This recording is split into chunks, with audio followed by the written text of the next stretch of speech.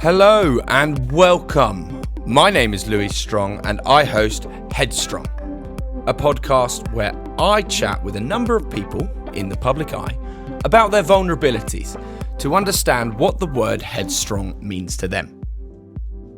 Now, joining me on today's episode is a magnificent musician named Jamie Hanna. We had a chat about what it is like being an independent artist in this immense world of music today, and the things that we can do to help support independent artists like Jamie.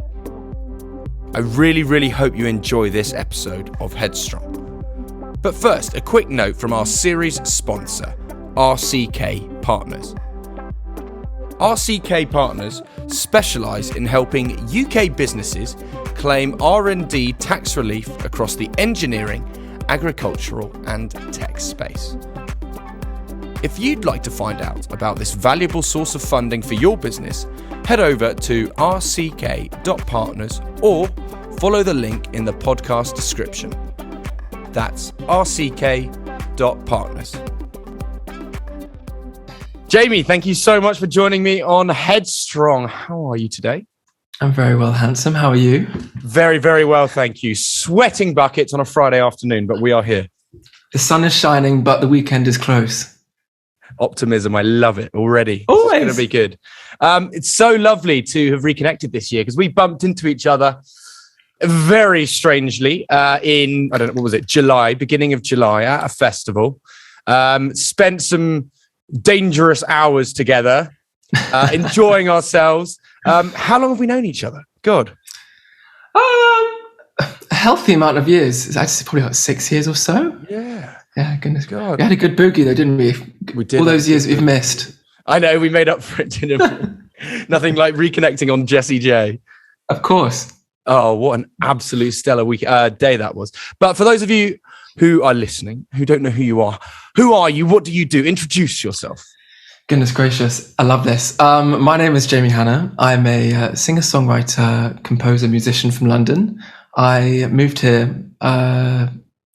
6 or 7 years ago to study as an opera singer at the Royal College of Music, and then kind of delved more into the pop world and have since collaborated with Boy George, performed with Kylie Minogue, and been releasing my own music as an artist. So cool. Literally so cool. Because when I first met you 6 or 7 years ago, I didn't know about any of this. And then you started to appear on my For You page during lockdown. And I'm going, oh, hang on, I know who that is. And then my sister would talk about you, about all the stuff that you were doing that was so exciting. And it's so cool. How would you describe your music now that you released to anyone who hasn't listened to it? I think it's ever evolving, but I think what I'm trying to achieve is certainly pop music, but with classical undertones. So I like to call it ethereal cinematic pop, which I know is incredibly pretentious.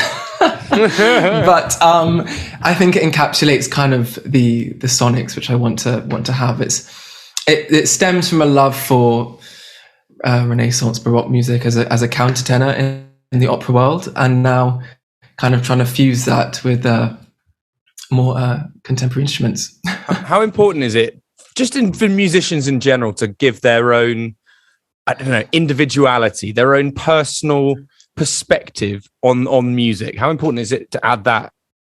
Well, to have an identity, I mean, it's imperative. Otherwise, what's the purpose? I mean, you could sing and write about baked beans, but I mean, how many people are going to relate to that? It's when you kind of, you're vulnerable, you show your emotions, and you have an identity. You can establish a community, and people can find synergy with you as an artist. It's imperative. We're going to talk about your music and in terms of identity and what writing a song and lyrics in a bit. But let's talk about school first. School. How do you reflect on school? Was it a place of enjoyment? Was it fulfilling? Goodness, I look back on my school years very fondly. I was fortunate that it was very liberal, and as a queer kid, there were a number of other queer peers in my year and through the school, which was amazing. I think as any school does, there were cliques, which probably left me in a bit of a floater predicament. I was always kind of switching between groups and never really knew where I fit in, but I think that's probably my greatest strength now. You can chat to anybody. Did you enjoy that then? Because I feel like I was perhaps in a similar position in the sense of you kind of know who the 2 or 3 people who will look after you really dearly from the very bottom of your heart, but then you can just drift around. Did you see that as a positive thing then, in terms of there was no toxicity? I think initially, I loved it whilst I was at school. Leaving school, having gone to an institution which wasn't particularly the social thing as one would get at university, it kind of left me a bit high and dry, and I wasn't too sure who my friends were. But now, I mean, being able to utilize it, meeting people out, networking, or oh God, I hate that word, but not like networking, but having a good time, meeting people that you're not familiar with, and it's certainly a strength. Yeah, absolutely. Now, in terms of identity at school, have you always known who you are, or have you found that difficult in terms of finding who you are? Because sometimes I speak to people who are people pleasers. Now, there's nothing wrong with a people pleaser, but sometimes they do it to project certain things in themselves that they're not entirely sure of yet. I think identity encompasses quite a lot. I mean, in terms of sexuality, I had no idea who I was for so long, and I was telling myself that I could be straight. I could telling myself that, James, you're not gay, and lying to myself. But so sexuality aside, I mean, as a kid in school, yeah, I suppose I was a bit of a people pleaser. I felt I was always just trying to appease and trying to make people happy, trying to make people laugh, trying to make people smile. But I suppose never was always checking in with myself. So when you listened to music when you were younger, then was that a source of enjoyment and an escape potentially, or was it just something that you just loved and enjoyed? It was just an integral part of me. I mean, like, some people are good at science, some people are good at maths. I would always just be drawn to musical instruments, pianos, choirs, orchestras, bands. And when my peers would be going home and revising for their GCSEs, I'd be going home and doing Ariana Grande covers. Do you know what I mean? It's not something which it's where I'm immediately drawn to. I come in, I play on the piano. So it's like my home. There's a safe haven, and I feel comfort and solace with being around music, most certainly. Definitely. Is there a particular artist that you were very fond of in your formative years? I suppose, again, it's a bit eclectic because I kind of had an adoration for musical theatre when I was very little. Probably saw every theatre production under the sun. Love that. Wicked, Wizard of Oz, love them. Then kind of, transitioned into more classical opera, which is just enchanting. And there's so many textures and composers you can delve into, instrumentalists. And that was amazing. And then one composer in particular, gosh. I mean, the one in particular that stands out to me right now is Handel. Like all of his arias I used to sing, kind of from Xerxes, Rodelinda, the ornamentation, it's just stunning. It's beautiful, and that's what I'm trying to kind of utilize now in my pop music. Before we move on, can you talk to me about what the word textures means? Forgive my ignorance, but educate me. I'm all ears. I want to know. Oh goodness, now you're calling me out, you witch. Textures. Well, it's like polyphonics. There's multiple instruments. They're maybe running in dissonance, so one might be kind of like atonal to another one. There's many vocal textures which are not always harmonious either. So to someone who really doesn't know, can I use the word depth? Or is it even more than that? So it's like a rainbow. A rainbow has got lots of textures, you know what I mean? Like a rainbow cake's got red, pink, blue. Oh, that's a good way of putting it. The image. Of course, okay, that makes sense. Every sense of the word. We do love a rainbow. I love that now. Absolutely. Now, when you put music together yourself, then I imagine maybe you've kind of changed it throughout the years, actually, when you started. I don't know. How did you start to write a song? Is it lyrics first, then music? Do you like to jam? Just sit on an instrument? I suppose it really varies each time. I mean, I love going to studios and collaborating with other people.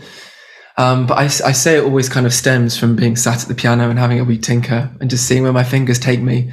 And then you kind of, as I say, play into the dissonance of your fingers, like you can make things clash. And normally I associate that with more of a sad meaning to a song, which I certainly have a tendency to jump more towards, which I'm trying to change.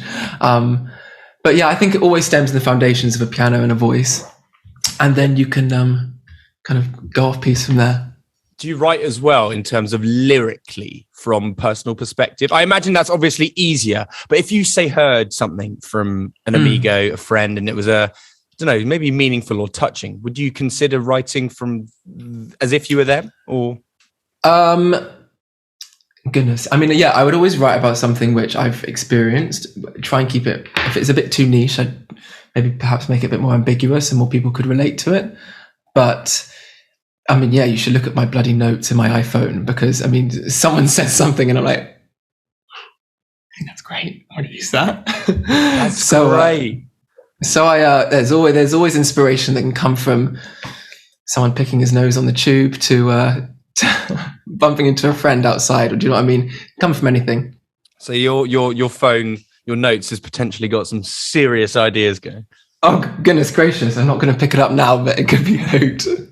Wow, I love that. Now, you had this sudden rise to fame, and you have mentioned Boy George in terms of this mentor. How did that actually start in terms of that facilitation?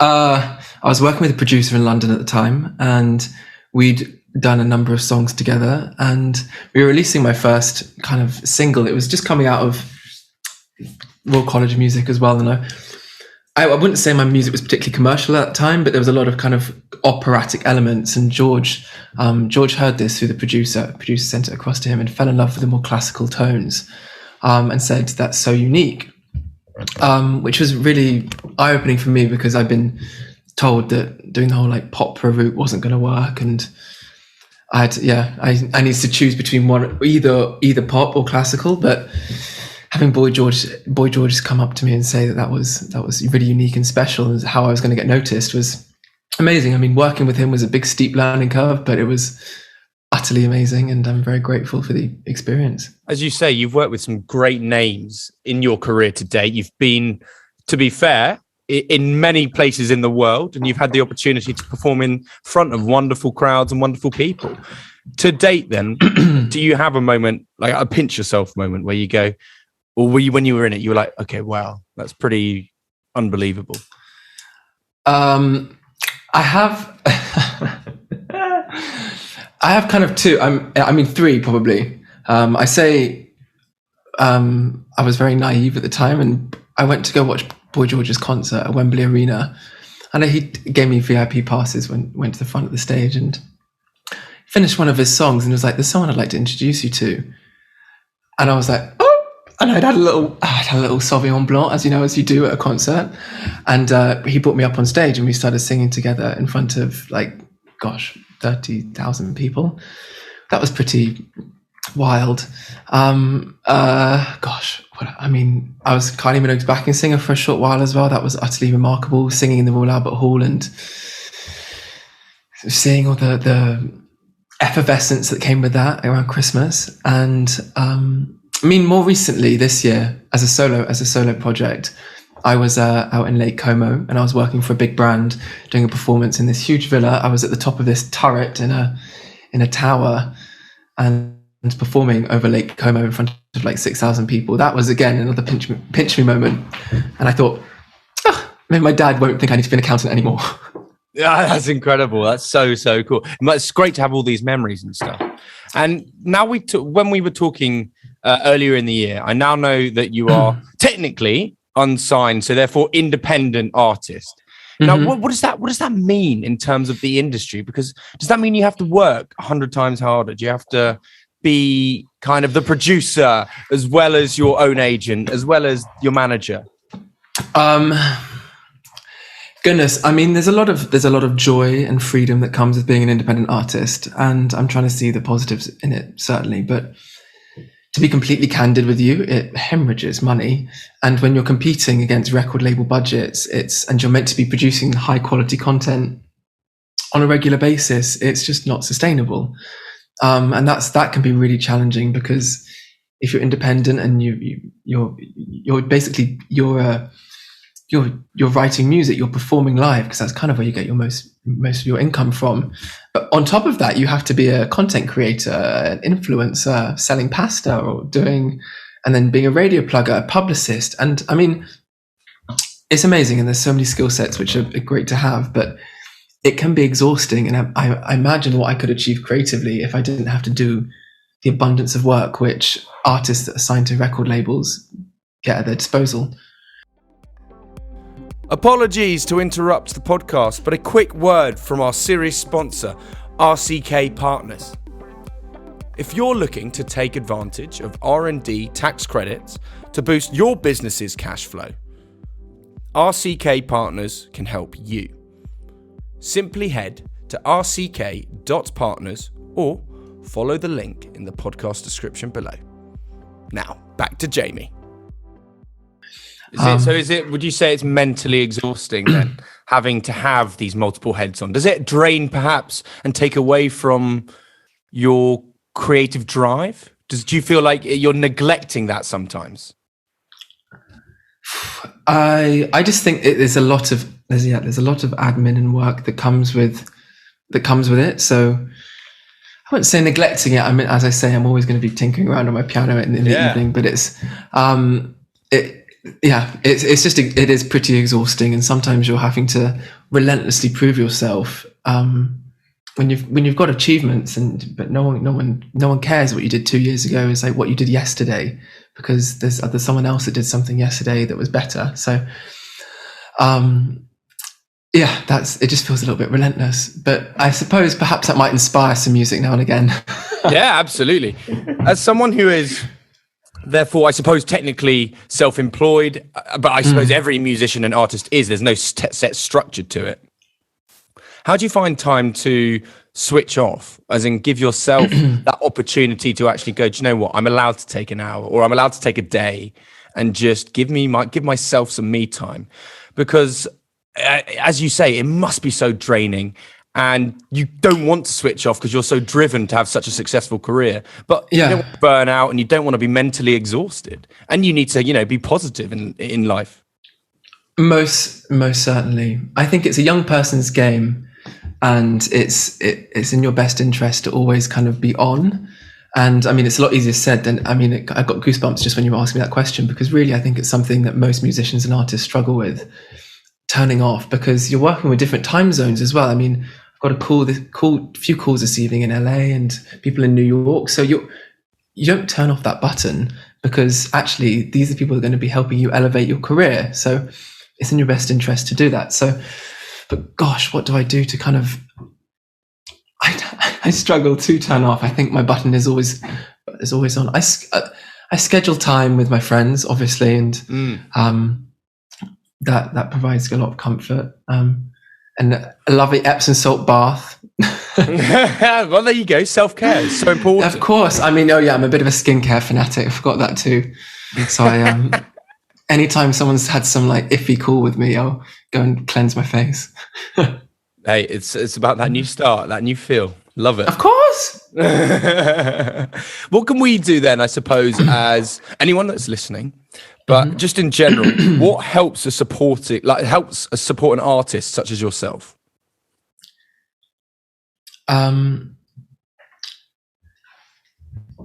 Well, the inner narrative you have with yourself. I mean, today I was struggling a little bit. This morning, I think just reaffirming your achievements to yourself is something which is kind of imperative, because you can get so carried away with the next move and competing with your peers. But actually, if you look back in hindsight, you can actually see the mountain that you've climbed, and it's pretty unbelievable. So where you are now is somewhere you dreamt of being 6 months ago. So I think it's you just sit with that, and that's something that should give you comfort. Otherwise, God, what was the rest of the question? What can we do though as members of the public though as well? Members of the public. Okay, sorry, not just me. So no. But so everything's about me. Obviously, we can stream your music. Yes, we can follow you. But what else can we, in terms of what helps support an independent artist? What's really the crux of it? What helps you? Just getting on, just sharing it on social media. Sharing it, nice. Sharing, listening, thinking outside the box, just supporting them, going to their gigs, going to their exhibitions. I'm not just talking about musicians. I'm talking about artists, creatives, set designers, everything, stylists. Go to their exhibitions, go to their shoots, lend a helping hand, just because the hustle is wild. And sometimes it's not always greatly achieved. I mean, sharing it to your Instagram followers is really nothing in comparison to the amount of work that they put into it. Yeah. So I think that's probably that listening and just being there with your creative friends. Definitely. Now let's talk about lockdown as well, because you found a very specific crowd slightly closer to home. Tell me what you got up to in lockdown. Right. So I was singing to my neighbours. I was on tour prior to us all being locked in our homes. So I kind of had that kind of performer energy, which needed to shine his light, and it wasn't going to be dimmed by any COVID. So I bought myself a little busking speaker and went outside my flat, like block of flats, and started singing to my neighbours. And initially I was petrified. I was thinking to myself, God, I'm either going to have to move out very quickly, very under the radar, or it's going to be amazing. And what happened was totally surreal, because the first time I did it, God, I get goosebumps every time I think about it, is that people came out on their balconies, they took a glass of wine out, they had their kids, and they were applauding and they were cheering, and we were wild. We were all safe. I mean, balconies are miles away from one another, but it was that kind of like, it was like a collective spirit that we couldn't be with one another, but we created something so magical. So I was singing and they were listening. It's amazing. No, don't dumb it down though, because that's everyone needed something to not hold on to as such, but it almost felt like, as you say, it's a surreal experience that was shared together that probably people so desperately needed, some sort of escape or even normality. I was inspired by those videos that you saw, what I saw around Italy initially, because of course that's where the first lockdown was, and people were singing and they were playing their instruments on the balconies. I just thought that my building was somewhat conducive to that, and it worked. So after that all kind of fizzled out, and I mean, people were sending me song requests for like their wedding anniversaries and birthdays. There was a lady in my building who's 86 who went and sung happy birthday at the bottom of the building, and there's magical moments which I'll never be able to probably do unless we get another pandemic. That could be fun. And then I just thought, how could I go a bit further afield? So I emailed a few local nursing homes, and I started to kind of go around to their car parks and sing to residents, and whilst they were in their rooms. And one in particular was pertinent and stood out to me, because it was the first time these residents had come out into the car parks. They've been brought out ice lollies, Union Jacks in the car park, and we were all singing along. The NHS nurses had decorated it, and it was just phenomenal. And it was just incredible. A real British camaraderie spirit, and it was like, we're going to get through this. And it just felt, for once, after being I lived by myself, so having that kind of music at a distance was just something I would always treasure. That is such an incredible feeling, actually, just thinking about that. Was that tough, just on a side note, in terms of being isolated on your own? Yeah, of course. But hey, I'm young, I'm healthy. I can go and walk around parks, which I'm incredibly grateful for. I think just appreciating what I did have around me. Thank goodness I don't have 5 kids, or do you know what I mean? I'm healthy, I'm functioning, I could write some music. It was challenging for sure, most definitely. But I connected with a few of my neighbours, and we all supported one another through that way. That's great. That's really nice. Yeah, and you found a routine and what worked for you. I think there was a really strong desire to be productive all the time, and I had to kind of just surrender to that and say, let's enjoy the small things. Let's enjoy chopping this one carrot or having an Epsom salt bath. Do you know what I mean? Brilliant. Right, let's go on to music in the future then. Please. Who's that artist that you aspire to work with, and why? And they're allowed to be more than one. I won't pressurize you to one. I imagine that might be challenging. Yeah, there's immediately. God, actually, the list is suddenly getting so much longer. I think my first one is immediately Lady Gaga. I think the unbelievable, remarkable ability she has to switch between genres is inspiring. Film industry, rock, pop, classical, folk, duetting with Tony Bennett. It's just her versatility and professionalism, her identity she's created as an artist, and the community which she's helped forge and advocate for has is something I would certainly aspire to be and want to work with and collaborate with. Otherwise, a little Andrea Bocelli duet wouldn't go amiss. That would be good fun. I've always wanted to kind of keep the classical opera element in tandem with what I'm doing, because it's a part of me and I never want to neglect it. I know this seems a random question, but what are artists like? Obviously, big or small, it depends.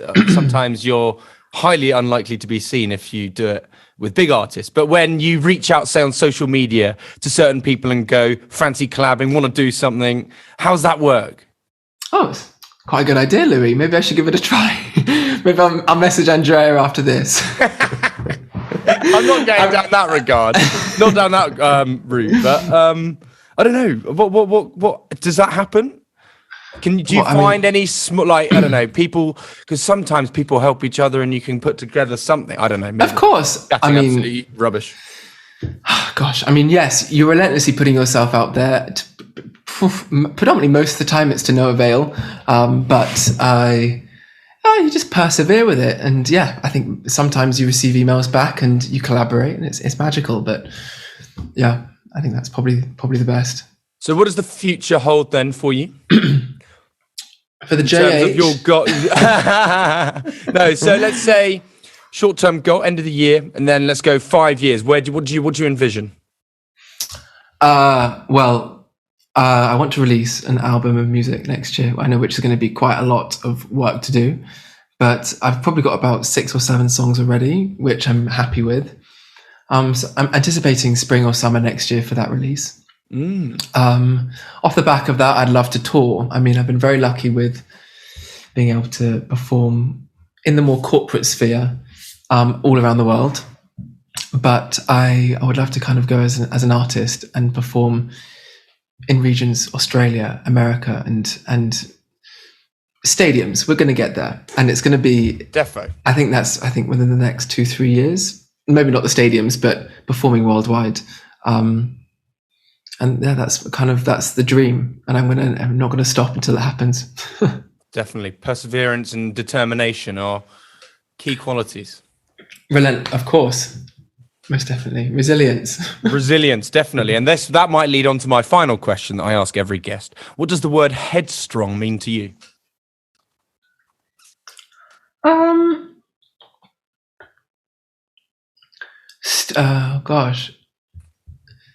Nurturing your mind, your body, your soul, and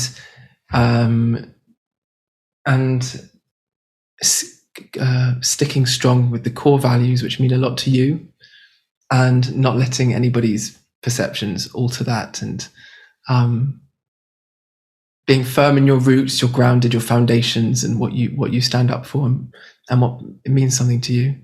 So I'm going to add one question onto the end of that then. How many more? Last one. How do you not let anyone's perception affect you? How do you have that, as you say, resilience, determination, that ability to be headstrong?